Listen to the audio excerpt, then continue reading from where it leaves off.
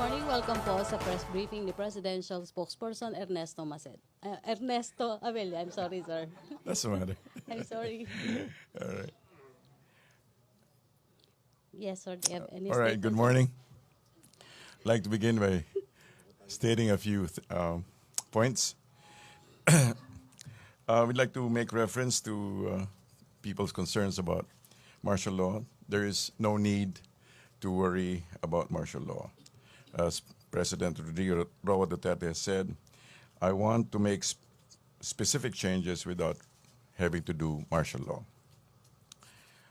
Pangalawa po, it's about the coming FM burial. There is no definite date as of now. And the only ceremonies that are certain is that he will be accorded ceremonies fitting a president.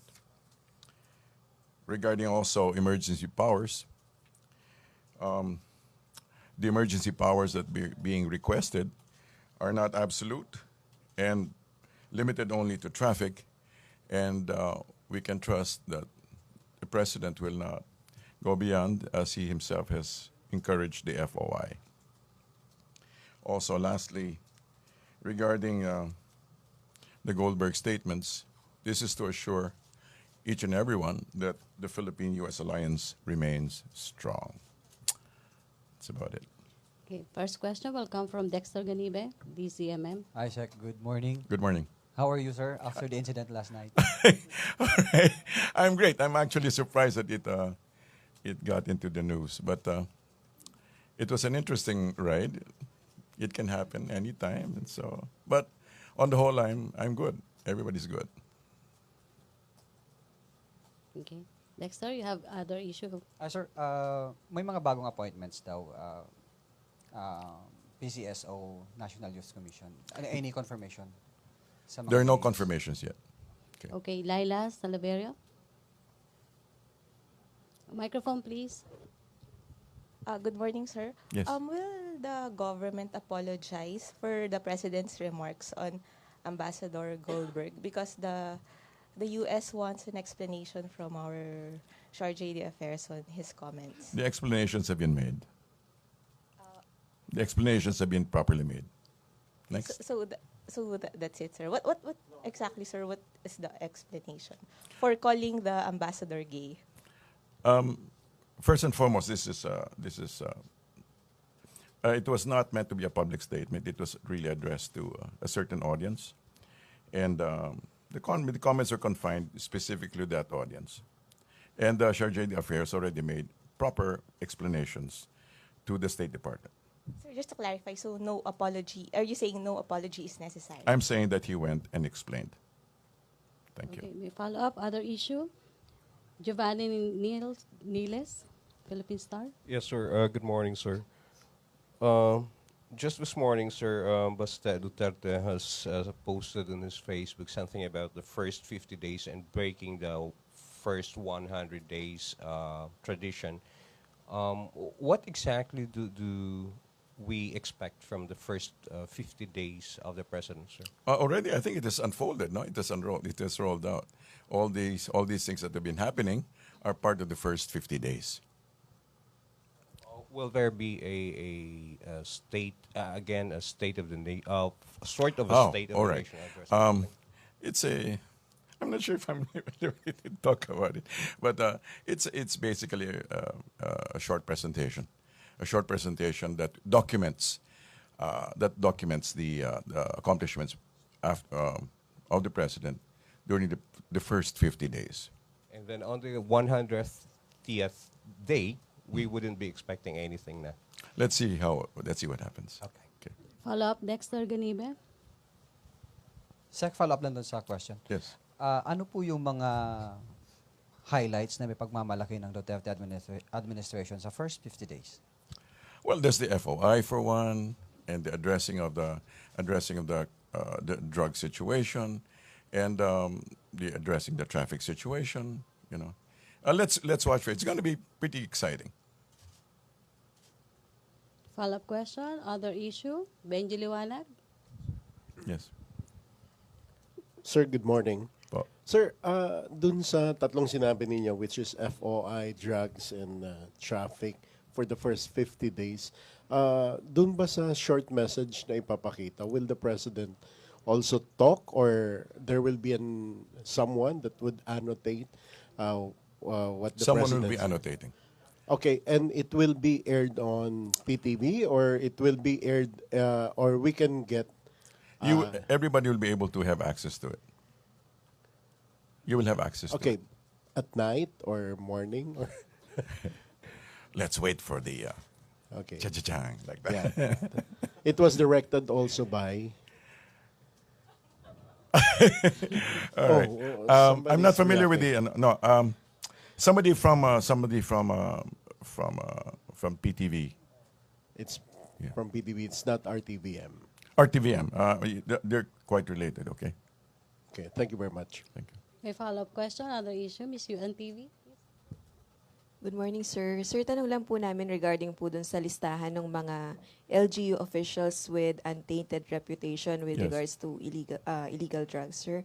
Pwede po malaman kung saan po ito nakabase and meron po bang gagawin na special o privilege na ibibigay para sa kanila or any incentives dahil nakabilang sila doon at nasa ilan po ito, sir?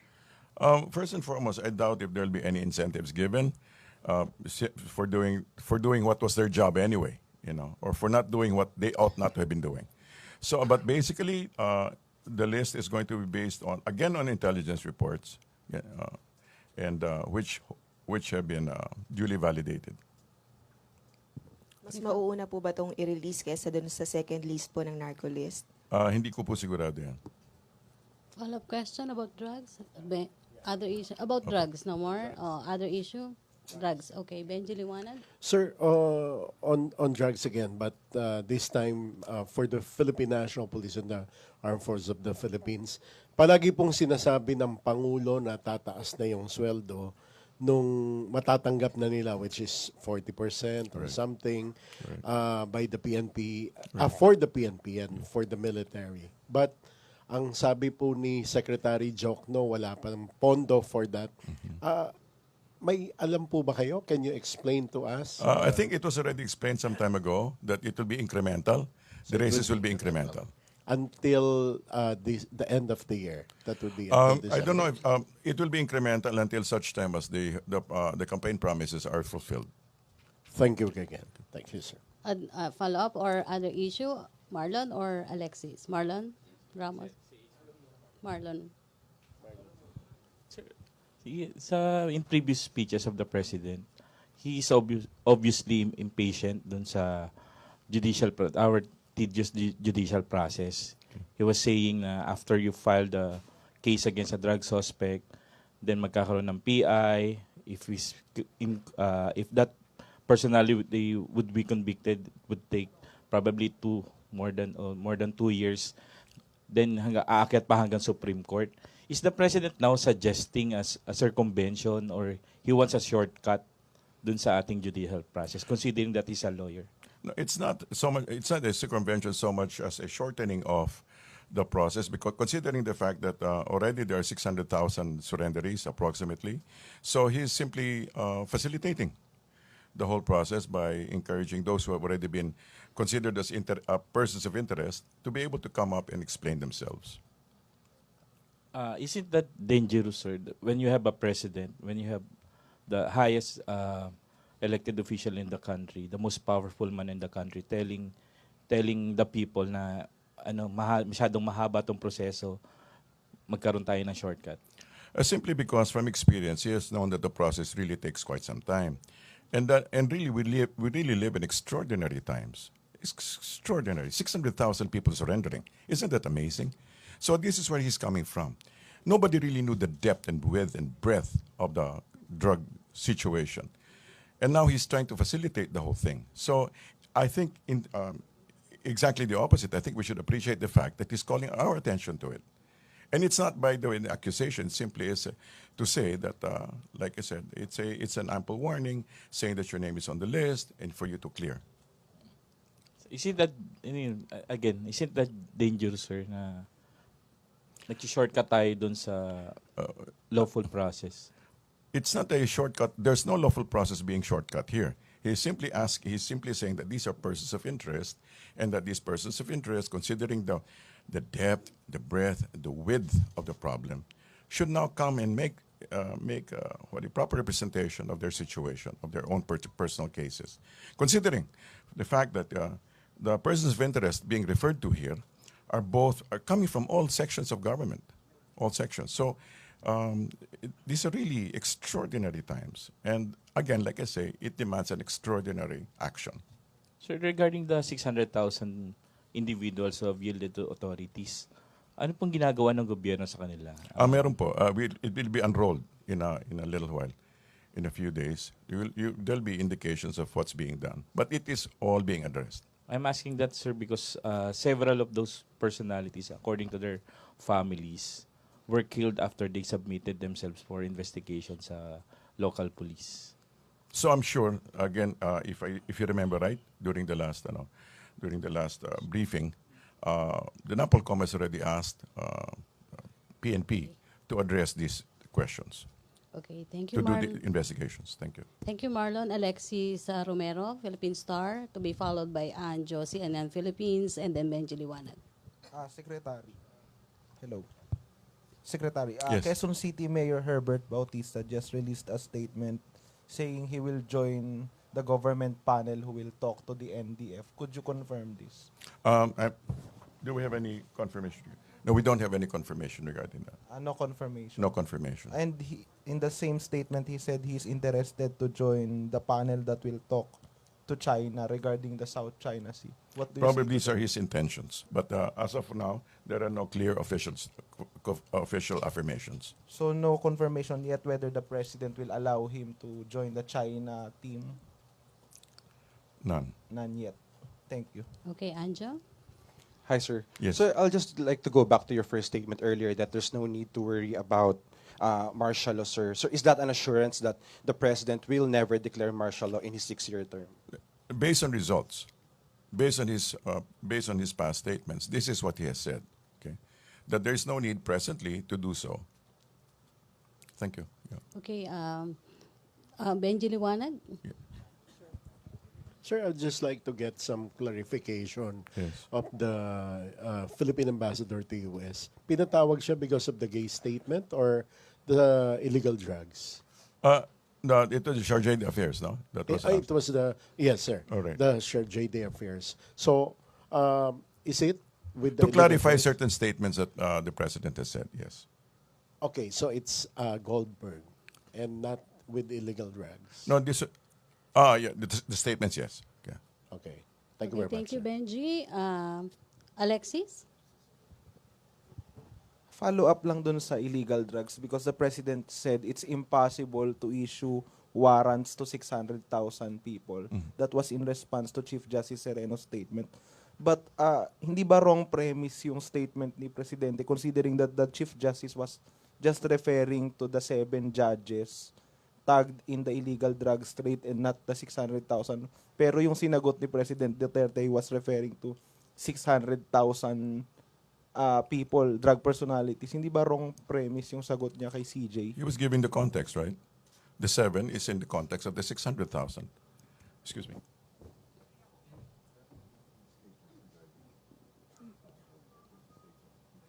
Okay, after magka-question, no more? Ibang issue, okay. After Alexis. I'm sorry. I apologize. Okay, Sek. Okay. Yes. Pero Sek, kasi iba naman yung mag-i-issue ka ng warrants against 7 people versus 600,000. So talagang mas mahirap yung 600,000 compared sa 7. Like I said, Mr. Romero, the 7 is in context of the 600,000. So in other words, he's looking at it inclusively. Tama? Pero mas posible mag-issue ng warrant against 7 versus... I suppose so, but it's his call. Okay. Laila? Sir, on the Marcos burial, we have a law recognizing the abuses against martial law victims and Yes. providing reparation for them. Isn't the palace concerned that the burial of the late dictator at the libingan ng mga bayani will dilute the essence of this law? Of the law. Yes. Okay. Well, as far as the burial is concerned, from PRRD's perspective and his basis is the fact that FM was a past president, and that is what is being given consideration for.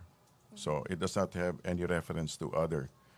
He's not making any reference to the dilution of any law.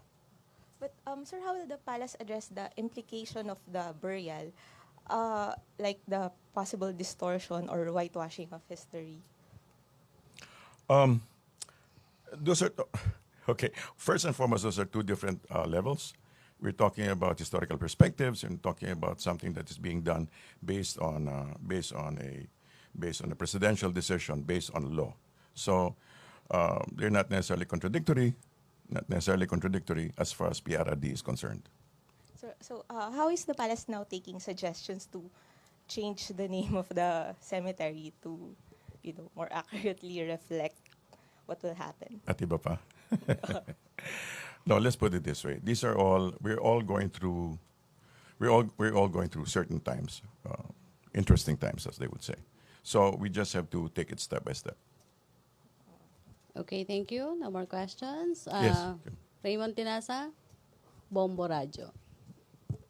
Thank you. Sir, follow-up lang kay tanong ni Benji. Sir, with the gay remarks of the president now being so played up with the U.S. media, do you think this will not in any way affect the friendship and the alliance between the Philippines and the U.S.? The president yesterday made a statement that the alliance remains strong. The Philippine-U.S. alliance remains strong. Sir. Will he apologize or retract his words, or will he stand with what he has said? As I said earlier, the Charge d'Affaires went and made representation for the president, and they have already explained their situation. So all is okay now? I assume. Thank you. Okay, can you take one last question? One more question. Yes. Giovanni Niles? Yes, sir. Any lang po, sir, follow-up or maybe ano na pong nangyayari dun sa move natin to repatriate our OFWs from Saudi Arabia? As far as I know, the process is ongoing. It's ongoing. I don't have the details right now, but it has already been addressed. I think Secretary Bello is on top of the situation. So, nandoon na po sila, sir? Ano po? Nasa Saudi Arabia na po sila, sir? Or Sino po? papunta pa lang po? Hindi ko po alam kung exactly where they are at this stage, but si Secretary Bello po ang in charge ng kaganapang yon. Okay. Sir, may last question if you like. Sige po. Si Marlon Ramos? Yes. I hope You said- last question. No, it's okay. So you Sure. said previously that the president is, according to your words, deeply and profoundly concerned about the drug killings, Yes. lalo na yung vigilante killings. Will we ever hear the president himself condemn these killings? Condemn which killings? Yung Again and again, he has said, drug killings. okay, let me say, first and foremost, the president has never ordered extrajudicial killings. Never ordered that. But he is deeply concerned about the deaths, deeply concerned about what's happening. Pero magsasalita ba siya mismo? He has made statements again and again, hindi ba? Condemning the killings. And he said he has never ordered those things. And he said he pinapa-imbestiga and stuff like that. And not stuff, but pinapa-imbestiga. Okay, thank you. Thank you, Presidential Spokesperson Abelia. Again, my apology. Thank you, Malacanang Press Corps. Back to our main studio sa Radyo ng Bayan Maraming at thanks. PTV. Thank you very much. Sir.